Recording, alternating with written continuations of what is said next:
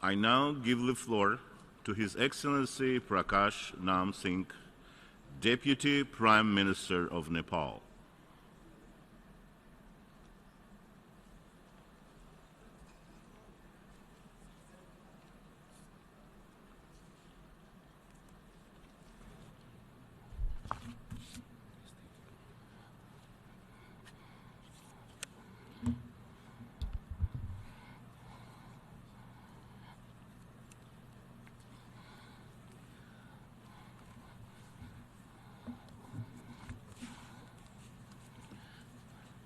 Mr. President, Mr. Secretary General, Excellencies, distinguished delegates, I bring with me the warm greetings from the people and government of Nepal to the distinguished delegates and best wishes for the success of the 78th anniversary of the World Body. I congratulate His Excellency, Mr. Mogens Lykketoft of Denmark on his unanimous election to the presidency of the 78th session of the United Nations General Assembly. With his proven experience and skill, we are confident that he will guide our deliberations to a fruitful conclusion.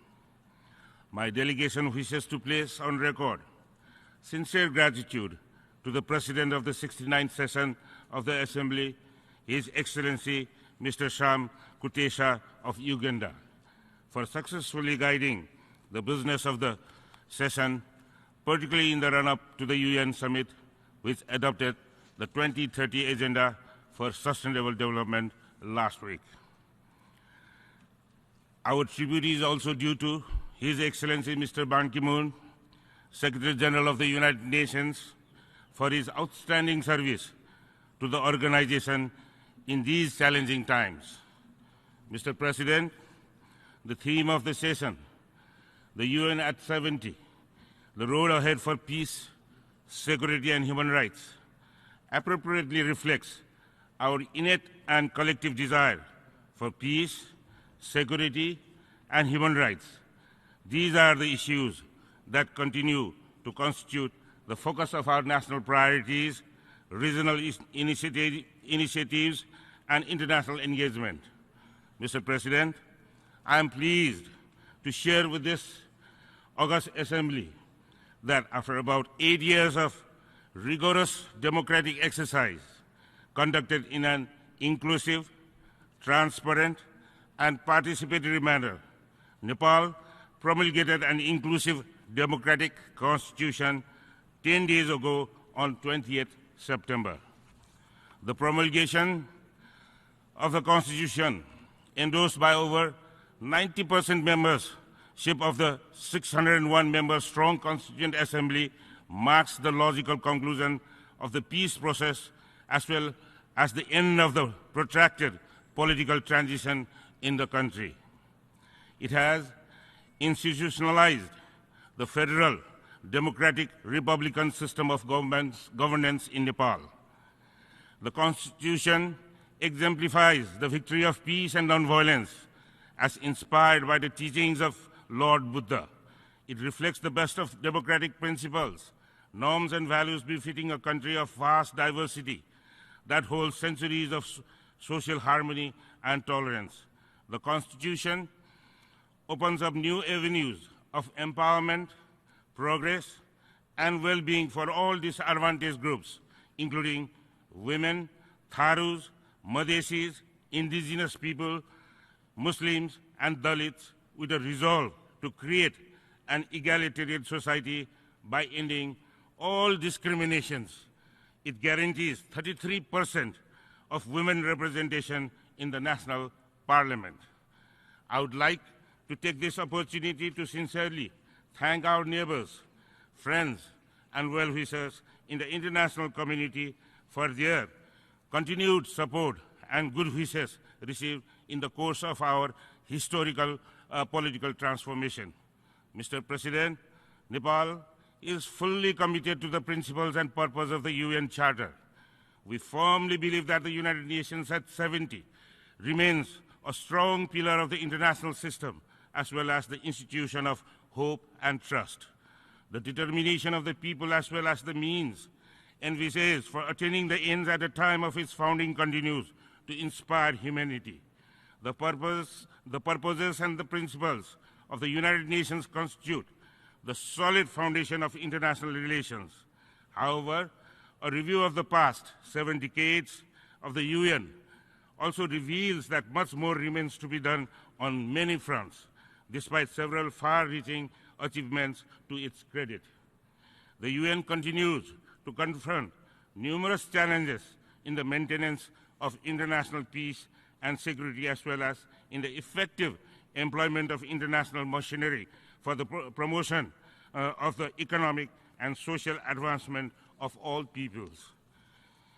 We, therefore, feel that there is a need for a stronger United Nations that is capable of delivering results based on the wider respect for and observance of the principles of sovereignty, territorial integrity, political independence, and non-interference, as well as of preserving the universal values of peace, justice, equality, freedom, and human dignity.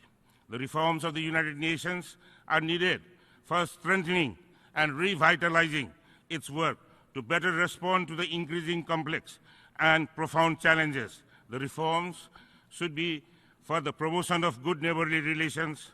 The reforms should contribute towards a smarter maintenance of international peace and security. The reforms should be for the stricter adherence to the principles and purposes of the Charter. The reforms should be to promote economic and social advancement of all peoples. The reforms should be to enhance the dignity of the peoples in a just international order. These are the kind of reforms we advocate, support, and aspire for. The reforms should encourage those who can contribute more to the cause of peace and progress. The reforms should instill hope and confidence in those who are marginalized and extend support to those who confront difficult circumstances. Mr. President, Nepal has been consistently contributing to the UN peacekeeping for about 6 decades now. More than 120,000 peacekeepers have served so far with distinct professionalism in more than 40 different missions around the globe, and 70 have made the ultimate sacrifice in the line of duty. As one of the leading troops contributing countries, Nepal remains steadfast in its commitment to maintaining international peace and security. Loss of lives and injury in the line of duty must be minimized. A strong sense of safety and security of the peacekeepers enhances their confidence and efficiency. We also feel that leadership opportunities should be given to the member countries commensurate with the contribution to make the best use of their experience and to enhance efficiency and inspire commitment. Given the long-standing contribution and experience both in the field and headquarters, Nepal has the ability and willingness to contribute from senior level leadership position in the UN peace architecture. Mr. President, Nepal fully aligns itself with the spirit of the UN and the international community in dealing with all threats to peace and security. Terrorism is the biggest threat to peace, security, and development. It is shocking to see the emergence of several terrorist outfits, including violent extremism and religious fundamentalism in different parts of the globe. We unequivocally condemn terrorism in all its forms and manifestations. As terrorism is a multifaceted problem, its solution demands greater unity, solidarity, and continued and consistent collaborations among the nations to address its root causes. This is best done under the auspices of the United Nations, and we are in favor of an early conclusion of a comprehensive convention on international terrorism. Nepal stands for general and complete disarmament of all weapons of mass destruction, as well as against illicit transfer of small arms and light weapons. Nepal wishes to see the world without weapons and all resources spent on armament urgently diverted to the cause of development for meeting the pressing needs of the people. We consider the normalization of relations between the US and Cuba, as well as the nuclear deal with Iran, to be important indications of forward-looking approaches with positive implications for the international peace and security. Nepal supports the call for a just, lasting, and comprehensive peace in the Middle East and to end the conflicts in the region. We recognize the legitimate rights of the Palestinian people for an independent state based on UN resolution. We recognize the right of every nation in the region to live in peace within secure and recognized international boundaries. Mr. President, since the categorization of LDCs in 1971, the number of LDCs has grown from 25 to 48. However, only 4 countries have so far been able to graduate from this status. The rest continue to struggle for development and prosperity. Their struggle has been unfairly long and has also been at the cost of dignity of the people. An enhanced level of partnership and collaboration is the key to address the challenges. We welcome the Addis Ababa Action Agenda adopted in July this year, the implementation of which will be critical for the success of the new agenda. We look forward to a meaningful review of the implementation of Istanbul Programme of Action in 2016.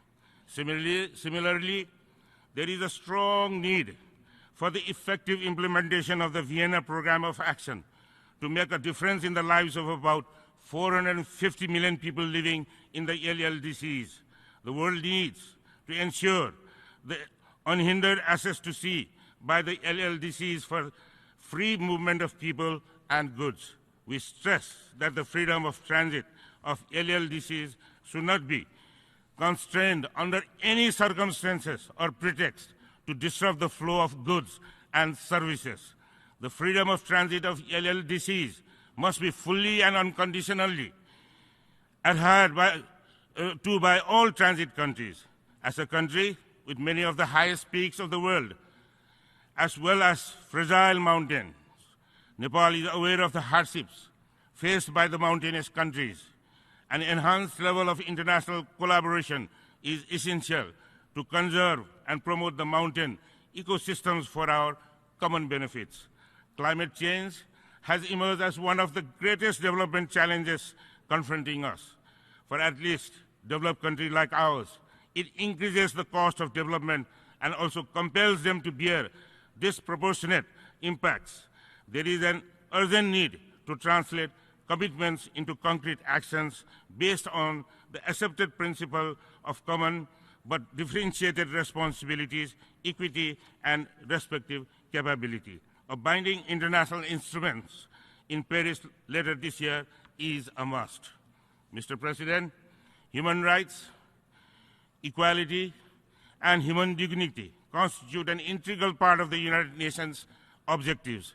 We believe in an integrated approach to democracy, development, and human rights, and firmly hold the view that democracy is indispensable for development as well as for the enjoyment of political, cultural, social rights, as well as the right to development. We underline that the principles of universality, objectivity, and non-selectivity must be strictly adhered to. The new constitution promulgated in the country guarantees the fundamental rights of the citizens. It has ambitiously broadened the rights of women, children, elderly and differently able persons, as well as marginalized communities. The issue of refugees is intricately linked with peace, security, and human rights, and therefore must be addressed with seriousness and priority they deserve. Migration has emerged as a megatrend Migrant workers today constitute a significant dimension of the current human mobility. In view of the greater vulnerabilities of such people, the due recognition and priority should be given to the protection of their rights and dignity. Mr. President, we in Nepal have been overwhelmed by the expression of solidarity and cooperation from the international community on an unprecedented scale in the aftermath of the devastating earthquakes that struck Nepal in April and May this year.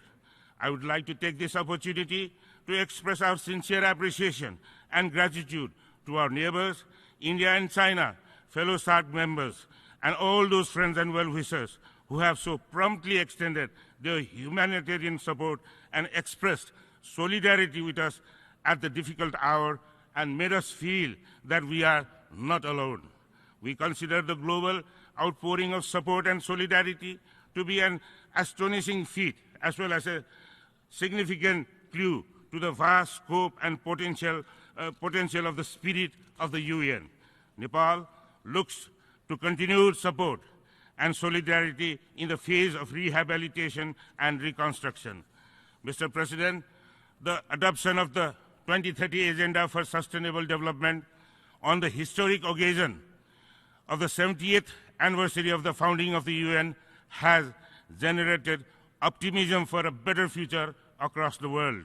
The goals to be truly transformative must embrace everyone and must be implemented in their entirety with required resources. For this, guaranteed means of implementation encompassing finance, transfer of technology, capacity and partnership are critical. Many issues of development confronting many countries of the world, particularly the most vulnerable ones, deserve more serious attention if we are to support the cause of peace and security. We want the United Nations and the international community to turn their immediate attention to the growing inequality, dwindling resources, and existential threat from global warming. Poverty remains a powerful threat to peace, security, and human rights. It acts as the minefield and compounds the woes and sufferings of society. Let us not forget that it is the poor who is constantly exposed to violence, corruption, extortion, and malpractices of the powerful. I would like to conclude with what B.P. Koirala, first elected Prime Minister of Nepal, told the 15th General Assembly, and I quote, "As we look at the world, we find that it is the economic disparity between countries, as between the rich and the poor people within the nation, that is the source of much friction and tension." Unquote. Economic disparity continues to stare at us all as it was then. Let us commit ourselves to create a sustainable, equitable, and inclusive development in larger freedom to address this problem. I am confident that the spirit of the UN will continue to prevail for the benefit of the humanity in the days to come. Thank you. I thank the Deputy Prime Minister of Nepal for his statement.